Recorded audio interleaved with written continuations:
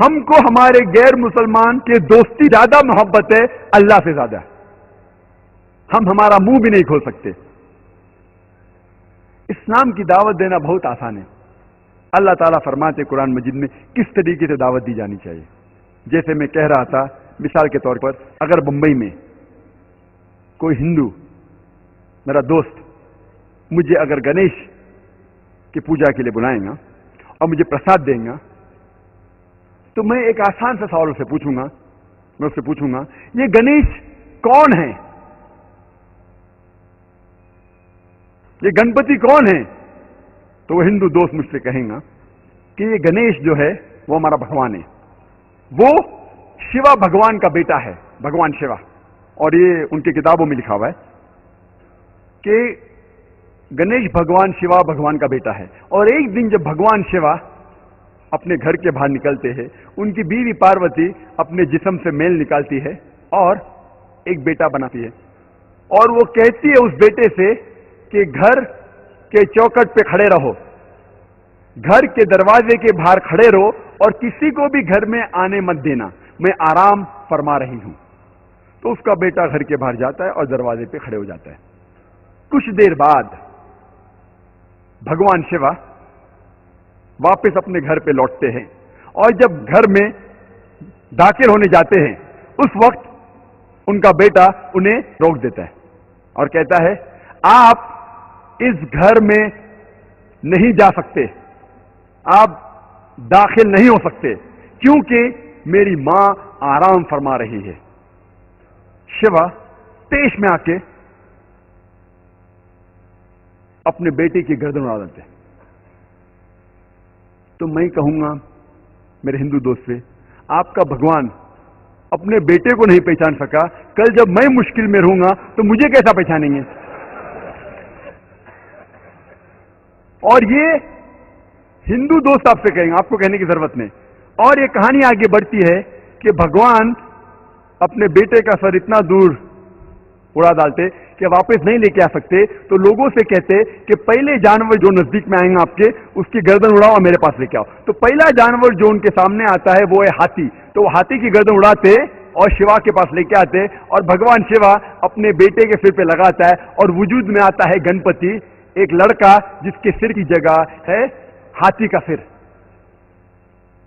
میں کہوں گا اب اس کو بھگوان مانتے, میرا دوست کہے گا ارے جانے دینا ذاکر یہ تو کہانی ہے. ارے لیکن یہ آپ کا بھگوان ہے کیا؟ ارے ذاکر جانے دینا یہ تو صرف کہانی ہے.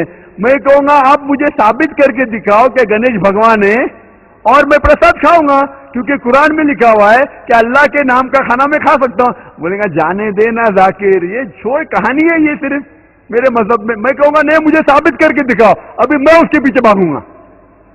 اور یہ بہت آسان ہے, ہمیں کسی بھی غیر مسلمان کے خدا کو گالی نہیں دینا چاہیے.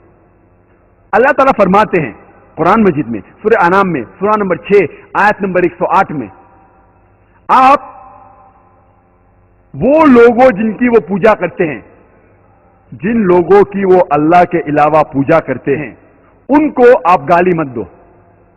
جن لوگوں کی وہ پوجا کرتے ہیں عبادت کرتے ہیں اللہ کے علاوہ ان لوگوں کو آپ گالی مت دو, نہیں تو جہالت میں وہ لوگ اللہ سبحانہ و تعالیٰ کو گالی دیں گے. تو ہمیں غیر مسلمانوں کے بھگوان کو گالی دینا حرام ہے. تو ہمیں کچھ نہیں کہنا چاہیے, صرف پوچھنا چاہیے یہ کون ہے, اور وہ ہندو یا وہ غیر مسلمان اپنے آپ اپنا کام کریں گا. آپ کو انہیں برا بھلا نہیں کہنا چاہیے, اسلام میں اجازت نہیں ہے. لیکن یہ تو پوچھ سکتے کون ہے یہ, آپ کا گنیش کون ہے, آپ کا بھگوان کون ہے. منہ تو کھولو, ہم منہ کھولنے سے ڈرتے ہیں. اور میں جس شہر میں سے آ رہا ہوں بمبئی, آپ کو شاید پتا ہوگا اس کی فضا کیسی ہے, پر الحمدللہ ثم الحمدللہ یہ غیر مسلمان میری اور عزت کرتے ہیں. یہ غیر مسلمان جب میں جاتا ہوں میری اور عزت کرتے ہیں. جب میں جاؤں گا ایئرپورٹ کے تھرو, دیکھیے او ذاکر صاحب آئے, وہ امیڈیٹلی گرین چینل کے تھرو جانے دیں گے. جب میں جاتا ہوں دکان پہ ڈسکاؤنٹ دیتے, کچھ لوگ فری بھی دیتے. اللہ کی بات کرنے سے کس سے ڈرنا, حق کی بات کرنے سے کیوں ڈرنا. اللہ سبحانہ تعالیٰ فرماتے ہیں سورہ بقرہ میں سورہ نمبر 2 آیت نمبر 120 میں ولن تردا انکل یہود ولن نصارا حتی تتبعوا ملتہم. یہ یہود اور نصارہ آپ سے کبھی بھی خوش نہیں رہیں گے جب تک آپ ان کا مذہب نہیں قبول کریں گے. اللہ تعالیٰ فرماتے سورہ بقرہ میں سورہ نمبر 2 آیت نمبر 111 میں وَقَالُوا لَن يَدْخُلَ الْجَنَّةَ إِلَّا مَنْ كَانَ هُودًا أَوْ نَصَارَىٰ. اللہ تعالیٰ فرماتے ہیں وَقَالُوا لَن يَدْخُلَ الْجَنَّةَ إِلَّا مَنْ كَانَ هُودًا أَوْ نَصَارَىٰ. وہ لوگ کہتے ہیں یہود و نصارہ آپ مسلمان لوگ کبھی بھی جنت میں نہیں جائیں گے. آپ کتنی بھی اچھائیاں کرو، ہر روز صلاۃ پڑھو، نماز پڑھو، حج کے لیے جاؤ، رمضان میں روزہ رکھو، زکوٰۃ دو، آپ کی پیشانی پہ نماز کے داغ ہو، تب بھی آپ جنت میں نہیں جائیں گے جب تک آپ یہود یا نصارہ نہیں بنیں گے. اللہ تعالیٰ فرماتے تلک امانیہم، یہ بکواس. کل ان سے کہو ہاتھ برہانکم، آپ اپنا ثبوت پیش کرو، ان کنتم صادقین، اگر آپ سچے ہو. اللہ تعالیٰ فرماتے جب بھی کوئی بھی بڑے بڑے ڈینگے مارتا ہے، بڑی بڑی بات کہتا ہے، ان سے کہو کل ہاتھ برہانکم، آپ اپنا ثبوت پیش کرو، ان کنتم صادقین، اگر آپ سچے ہو. اور یہ عیسائی لوگ نے، کرسچن لوگ نے اپنا ثبوت، اپنا بائبل کہتے کتاب المقدس بائبل کو 2000 سے زیادہ زبانوں میں پیش کیا ہے. وہ کہتے ہیں میری بائبل یہ کہتی ہے، میری بائبل وہ کہتی ہے، میری بائبل یہ کہتی ہے، میری بائبل وہ کہتی ہے. ہمیں کیا کرنا چاہیے؟ بائبل کو پورا چاٹ لینا چاہیے. جب اللہ تعالیٰ فرماتے ہیں کل ہاتھ برہانکم، ان کو اپنا ثبوت پیش کرنے کو، جب ثبوت پیش کرتے تو کیا ہمیں مان لینا چاہیے؟ ہمیں جانچ پڑتال کرنا چاہیے کیا ان کا ثبوت صحیح ہے کہ غلط ہے.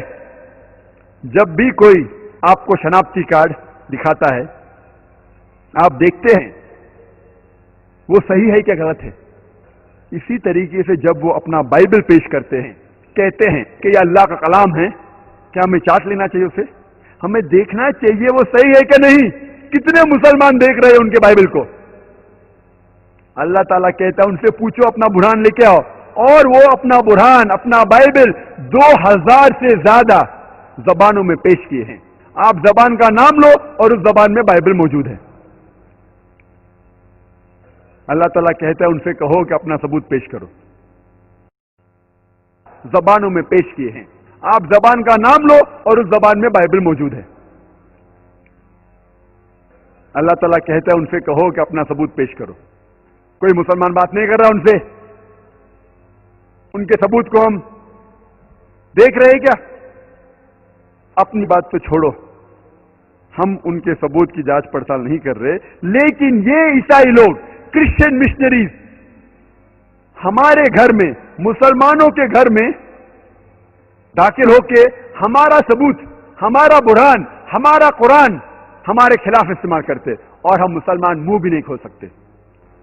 سارے دنیا میں ہزاروں لاکھوں کرسچن مشنریز دنیا بھر میں پھیلے ہوئے، یورپ سے انڈیا میں آ رہے ہیں، امریکہ سے آ رہے ہیں، سوئٹزرلینڈ سے آ رہے ہیں، اپنا دیش چھوڑ کے اور مسلمانوں کے گھر کو کھٹکھٹا رہے ہیں، اور ہمارا برہان، ہمارا قرآن ہمارے خلاف استعمال کر رہے، اور ہم منہ بھی نہیں کھول سکتے.